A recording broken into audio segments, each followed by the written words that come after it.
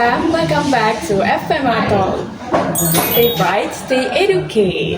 Oke, senang sekali rasanya bisa balik lagi ngobrol sama kalian di sini.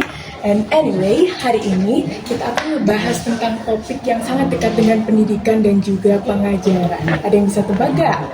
Yes, bener banget, it's kurikulum. Dan spesialnya lagi, hari ini kita kedatangan tamu yang sangat luar biasa, super duper spesial. Beliau ini adalah salah satu dosen dari Fakultas Ilmu Budaya Universitas Brawijaya yang berfokus pada bidang pengajaran dan juga pengembangan kurikulum.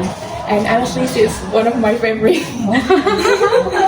Please welcome Mrs. Devinta Puspita Ratri. Halo, bagaimana kabarnya? Alhamdulillah baik. Alhamdulillah baik. Semoga teman-teman yang ada di rumah juga baik ya kabarnya. Okay, fam. So today's session berjudul Reflecting on Curriculum. Are we still on track? Nah, di sini kita akan ngobrol santai tapi bermakna mengenai tentang apakah kurikulum yang kita pakai saat ini masih berjalan dengan bagus dan juga relevan. So, without any further ado, let's check this out. Okay, ma'am. Sebelum kita masuk into the main points, we just wondering, based on your perspective, apa sih arti dari kurikulum yang relevan di masa sekarang ini? Artinya kalau kurikulum yang relevan itu yang bisa menjawab kebutuhan siswa ya, masyarakat atau lebih khususnya siswa. Jadi siswa itu bisa dibekali pengetahuan atau maksudnya dia belajar di sekolah itu benar-benar relevan dengan kehidupannya, gitu. Itu sih. Berarti yang sangat memenuhi kebutuhan daripada siswa itu sendiri. Betul, memenuhi kebutuhan siswa dan memenuhi kebutuhan zaman, perkembangan zaman gitu. Oke.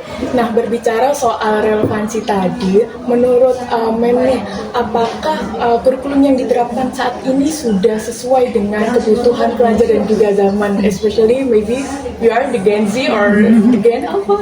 Ya, oke. Ini kalau speaking of kurikulum di sekolah ya, kalau di sekolah sama di kampus agak berbeda memang kurikulumnya.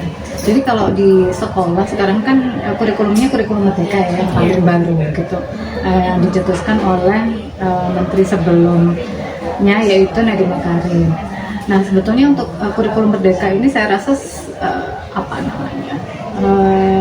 semangatnya bagus. Jadi ini merdeka itu pengennya disesuaikan dengan kondisi sekolah, kebutuhan siswa. Jadi tidak sudah ditetapkan dari pusat ini yang harus diberikan gitu.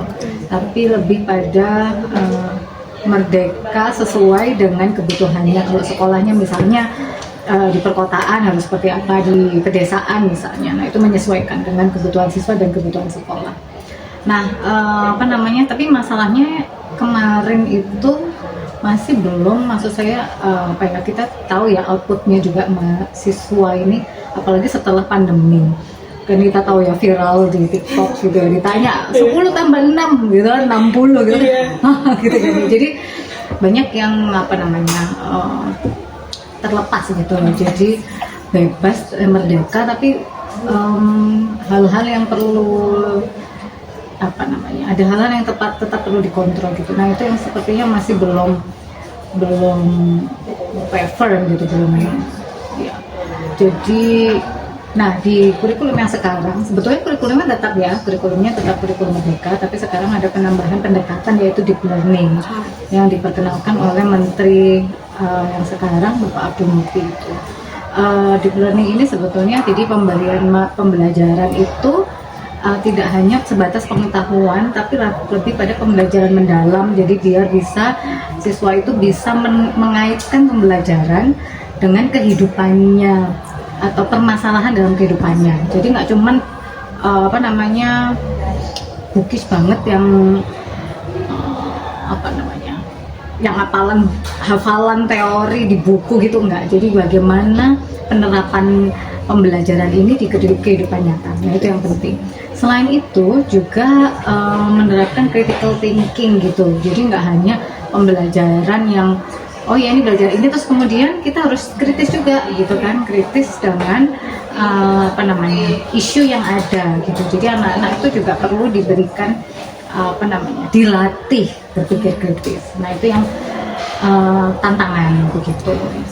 Berarti untuk tantangannya sendiri lebih untuk memberi pemahaman kepada murid-muridnya itu sendiri ya? Betul, betul. Oke. Nah, dari tantangan-tantangan itu tadi jelas ada beberapa hal yang mungkin bisa kita garis bawahi sebagai bahan evaluasi. Nah, menurut Mem Devinta, apa yang bisa kita perbaiki atau sesuaikan dari kurikulum agar lebih siap menghadapi masa depan kelak? Ya kalau sebagai pendidik ya, calon pendidik, nah ini kan Pak Asa nih calon pendidik kan ya, nanti di masa depan itu yang kita bisa lakukan, karena kan kita adalah pendidik dan calon pendidik. Nanti ini saya lebih menekankan pada kesiapan guru untuk mengajar gitu ya, karena memang guru ini kan memegang kunci yang paling penting juga dalam, selain sistem ya, memang kita sistem secara nasional ini sudah ada, tapi tidak bisa juga berjalan lancar jika tidak ada peran dari guru. Nah, ini yang saya sering ngobrol sama mahasiswa kalau misalnya maba gitu ya, atau ya di kelas-kelas pedagogi gitu. Gimana gurunya dulu waktu ngajar gitu tuh, masih banyak guru yang mengajar kurang kontekstual, tidak relevan dengan kehidupan nyata atau kehidupan sehari-hari yang dihadapi oleh siswa. Nah itu, dan juga tidak mengajarkan critical thinking, yang mana itu juga penting. Nah itu karena bergelut di bidang pendidikan, sebagai dosen pendidikan bahasa Inggris yang kesehariannya dengan mahasiswa calon guru, nah itu saya sering menyampaikan ke mahasiswa bahwa yuk kita perbaiki cara mengajar gitu. Jadi to be spesifik, karena kita adalah calon guru bahasa Inggris, jadi mengajar bahasa Inggris tuh contoh nyatanya itu gimana sih mengajar bahasa Inggris yang relevan. Itu kita tidak memberikan kita tidak mengajar atau mengajak siswa belajar bahasa Inggris, tapi mengajak siswa menggunakan bahasa Inggris dengan konteks yang nyata gitu. Jadi bukan lagi kita aja belajar tenses, hafalan 16 tenses gitu, enggak. Tapi bagaimana kita menggunakan tenses ini, bagaimana kita tenses ini digunakan dalam kehidupan sehari-hari gitu. Misalnya ngomongin tentang sekarang isu yang lagi rame, misalnya tentang environment gitu ya, misalnya